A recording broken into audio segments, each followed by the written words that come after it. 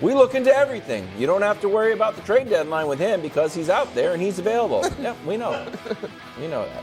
I've always been a fan of Odell. We turned that into a full segment. Broussard, is this a good idea? Absolutely. Why not? Why not? I mean, what is wrong with bringing in Odell Beckham Jr.? This reminds me of him going to the Rams. When he went to the Rams, he was the fourth option, right? You had Robert Woods, you had Cooper Kupp, you had Van Jefferson. And then Woods gets injured, and he moves up and obviously plays well. Mm-hmm. San Francisco, same situation. They got, obviously, great guys in front of him. But guess what about those great guys? They're all injury prone, right? Debo didn't play last week. Christian McCaffrey hasn't had a full season since like 2019. And Kittle was hurt, a couple years ago. So just in case, for insurance, for explosiveness, because you're not going to be able to focus on OBJ. Mm-hmm. So he could come out there and do work. So for those reasons, absolutely, Coach. I think it's – I wouldn't win a bidding war for him. I wouldn't, go all out and spend a ton of money. But if I can get him for a reasonable price, no question I want him. So in those press conferences, when you get asked a question about a good player who's on the street, you always say really nice things because you don't know what's going to come up. But I'd say more importantly, if it's a player that someone in your division potentially wants, you say really nice things about it so that you can raise the value of what it's going to cost them. So even if you have no interest at all, the thing that players need is they need competition when they're negotiating contracts.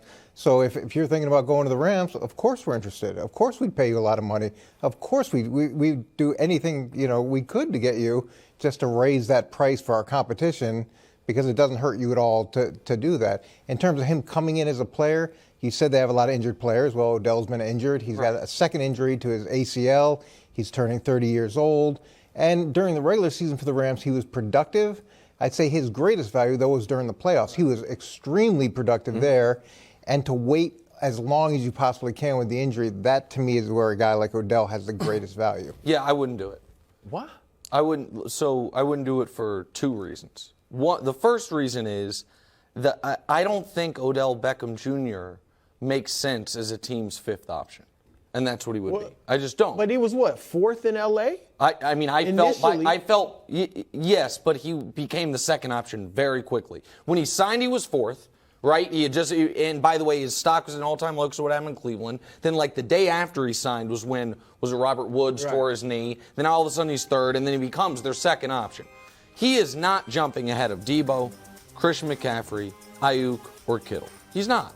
So he is their fifth option, barring injury. I understand that. But I also don't like my insurance policy for oft-injured players to be another oft-injured player. But the other reason I wouldn't do it is much like in basketball for a long time, you're like, hey, what do the Spurs do? We should do that. For a long time in the football was the Patriots. One thing that one of the model organizations of the moment, and I apologize for bringing them up, the Chiefs did yesterday that is interesting, is they traded away. Hold on. Wait a second. You're going to agree with me here. Coach, you're going to agree with me here. No, but they have had sustained success over the last half decade. You think Reed's very smart. They obviously have a smart front office. They traded away a veteran corner in Fenton, who's a mediocre player. Why? Because they wanted to get their rookies, who they just invested draft picks in, on the field. The Niners this year spent a premium pick, a third-round pick, on a wide receiver who already can't see the field in Danny Gray. Blocking your guys from getting reps, blocking your guys from getting experience is not the way to build sustained success when you are not going to be able to recoup those guys in next year's draft. Excuse me, because you've traded away all those picks. You need those guys to be impact players. So if I'm looking for a fifth option, I would look for the guy that I just drafted, not Odell, to learn the system, come in, and then leave this offseason. That, to me, doesn't make sense. But if you've got a young player that's not contributing at this point, usually if the guy's showing some progress in practice, you're getting him some reps. If he's not contributing, maybe it's not going to work out, and you say, okay, we'll push it off to when Trey Lance comes back, and we'll let them develop together. What Odell is you're going to rent him for a short amount of time to help you try to get over the hump. And even if he's a down-the-line option, if people have to push coverage to him, that helps everybody you have that are core guys. Go ahead. Nick, look, I'm sure Kyle Shanahan and John Lynch are like, we are trying to win a Super Bowl this year. OBJ certainly enhances your chances of doing that. We think of the Niners as this great franchise, which they are. They have been. But guess what? They haven't won a Super Bowl since 1994. Yeah. They've been to a couple, but they haven't won in almost 30 years. But they have the best weapons in the league already. They have a first-team All-Pro at every skill position. And they have their number 2 receivers awesome in Ayuk, one of the best number 2 receivers in football. Odell, the teams that make sense for Odell, teams that want to be in the playoffs and need someone as a dynamic threat immediately, your Patriots make sense. I hate to say it, but they do. The Titans make a lot of sense for Odell. It can't just be Derrick Henry. The Giants Let's go. Make a lot of sense for Odell. Do you want him somewhere where he might be the number 1 option?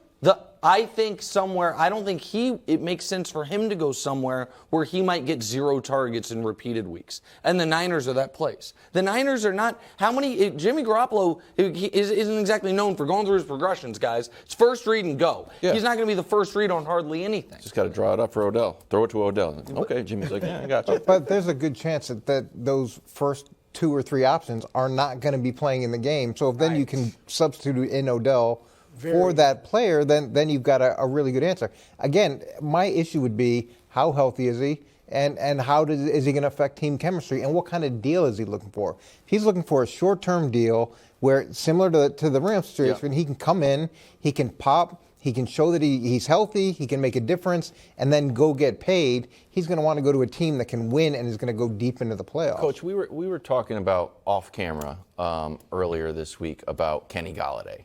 Where, like, what's the deal with Kenny Golladay? And then basically some of the consensus from some of the football people who are like, oh, he doesn't have it. Like, he basically lost his step and can't get off the line. When you bring in Odell, who has had 2 knee injuries, what do you do to say, like, hey, are you still the same Odell? You look like the same Odell, but are you actually the same Odell? Or are you just, done, but are you taking a step back that You're going to work him out. You're going to have your doctors take a look at him. You're going to try to get a sense of where he is physically, and then you're going to try to structure the contract to reward him for production and to reward him for the good things that he can potentially do.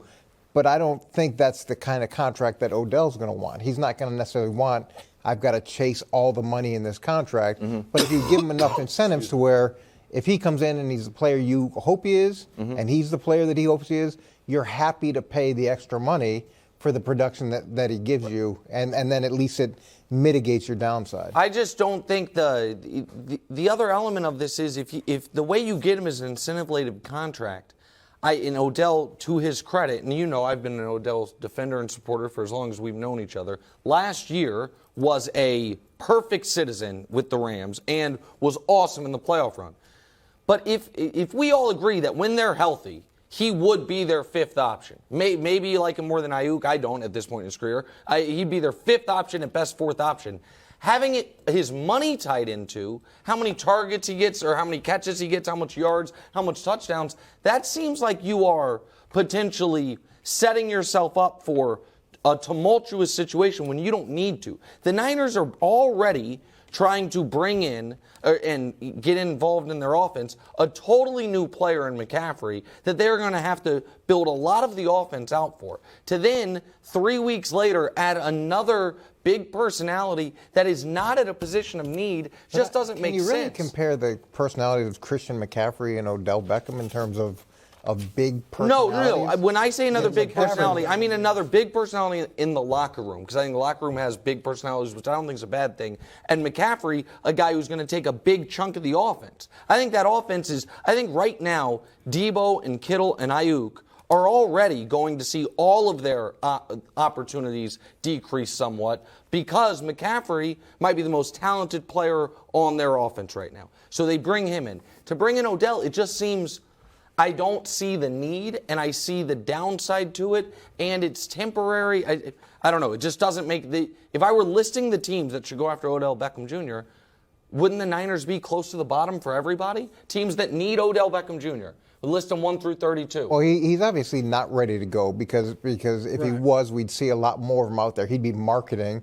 So there's going to be some time, and who knows what's going to happen from an injury perspective. So from a head coaching perspective, I talk about the guy in great terms and glowing terms.